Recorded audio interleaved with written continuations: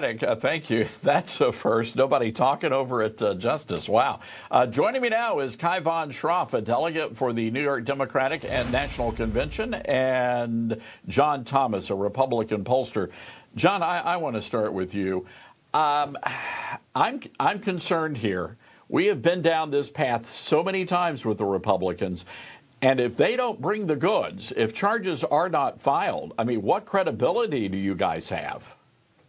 I mean, that is a huge concern here. Obviously, we want to be cautious and careful here not to jump the gun, but we have to look. Tulsi Gabbard is a credible figure. She's director of national intelligence. I mean, this is not some, partisan gadfly that said she had the goods here. I think what the congressman you just had on, Todd, said is important. First is history has to be corrected. Part of how you repair the tarnished reputations of these intelligence agencies is by letting the truth come out. We've got to know all those details that these intel agencies were weaponized. And here's the disgusting thing, Todd. Barack Obama, it seems like, and these other intelligence agencies knew when they said certain things, even though it was untrue, they knew the sequence of events that would unfold as a result. They would cast a scandal and a cloud over President Trump. And that's what they knew. They don't care if they had to lie or whatnot. So the other problem is, look, if they prosecute Barack Obama, Todd, presidential immunity is a real thing. I'm not sure that we could even get him, even if it turned out that he broke the law. Yeah, Kai von, how do you respond to that? Because it's clear they were lying. They knew all along that there was no connection to Russia. So the question now is, okay, does that reach the level of a crime here? What say you? It's not clear at all. You know, you had 17 United States intelligence agencies confirm Russian interference. You had the bipartisan Senate Intelligence Committee confirm those findings.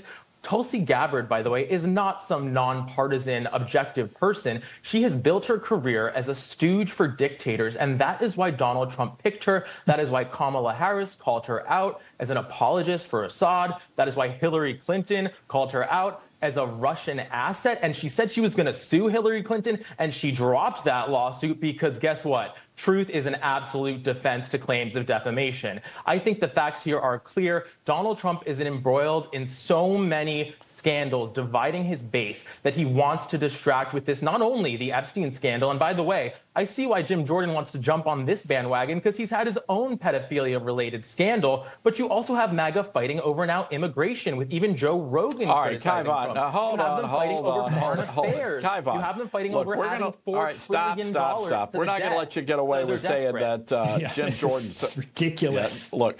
Google it. John, go ahead in. This is nuts. Yeah. I mean, well, you can Google a hell of a lot of stuff here, Kai von. Come on now. Come on. Don't ruin your credibility. Go for it, John. There's so much here, Todd, to unpack. It's absurd to even respond to so much of this. But I think really the big takeaway here, Todd, your hunch might be right. I'm not sure if the GOP moves forward with prosecution, and that does hurt their credibility. But the bigger takeaway here is Democrats and their political appointees in the deep state will do anything if the ends justify the means. And that's really sad. We saw that during COVID. It's the power that these agencies have, not just to destroy a presidential candidate in presidency, but also businesses, a result of attempting to debank. I mean, these are the kinds of things that these agencies wield, and it's all in an effort to regain or capture or retain power. It's got to stop, and I hope that this is the beginning of an awakening of the American people, that this is how the Democrats act. I want to give you a chance to respond to that because, again, the Democrats are in turmoil right now. Nobody knows who's in charge.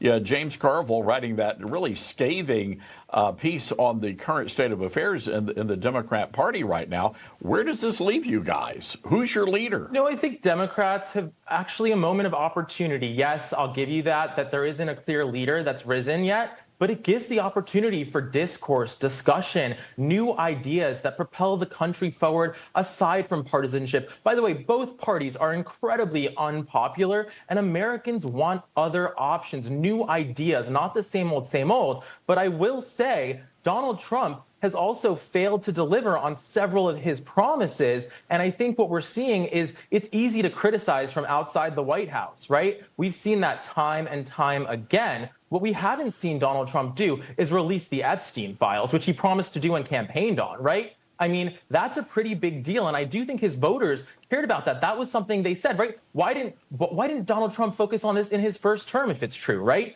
It was a Republican FBI director that came to the conclusion of Russian interference. He appointed Chris Wray. Mueller was a Republican. So what's his response to that, right? Just like, why didn't he release the Epstein files in his first term as well? Yeah, Todd. All right, John. Kaivon's rambling response is really the best example we can give for how much disarray the Democratic Party's in. The only thing that's popped up of some kind of leadership are literally socialists in Mandami and in New York City or AOC, or it's just, the extreme has popped up, but they are in total disarray. They have no message. I don't really know where they go from here, but I guess at the end of the day, it's good for Republicans because it allows them to continue to drive their agenda while the Democrats just can't get it together.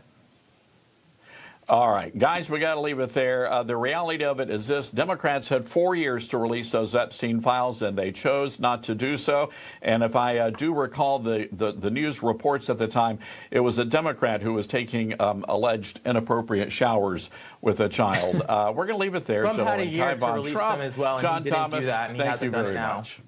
All right, thanks, fellas. Gotta run, guys. Sorry about that.